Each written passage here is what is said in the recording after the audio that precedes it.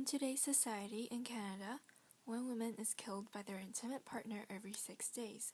This means there are approximately at least 60 women died with innocent every year in Canada.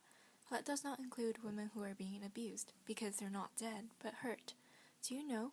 Almost all Canadians believe all sexual activities should be consensual, yet only 1 in 3 Canadians understand what it means to give consent.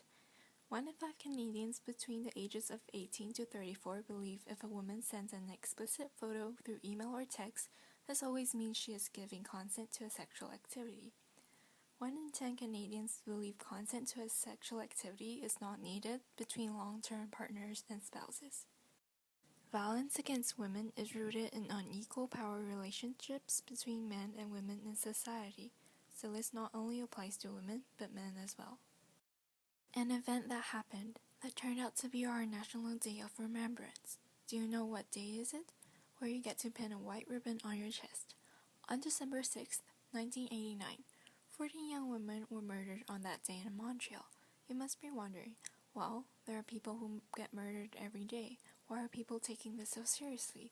Because this is not only a good chance to inform Canadians, but also show respect to those people who suffered. Don't let those people regret their sacrifice. By the way, do you know why they were killed? They died because they were women. How would you feel if a person you loved is being killed because she wants to be a woman? So, how can you get involved? Well, first of all, volunteering and donating are always good ways to get involved. If you find any of your neighbors have dubious behaviors, feel free to report to public groups such as police stations or foundations. There are many foundations and public groups that fight against women violence, such as Women Against Violence Against Women, as known as WAVAW, the Canadians Women Foundation, and even the Ontario Health Centre. Speaking of the health system in Canada, this involves the federal and provincial government. Even though the health system in Canada is informed by this issue, I personally think smaller groups and foundations are more effective.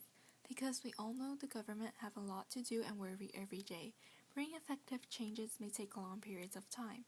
On the other hand, public groups and foundations are more focused on certain issues. The main obstacle that's blocking them to help the society is fundings. What the government can do is giving financial subsidy. This way, foundations can help more people and the government can focus on other big issues. Many communities in Canada are informed by this issue. Now, let's bring help to the public and influence more people to fight for violence against women.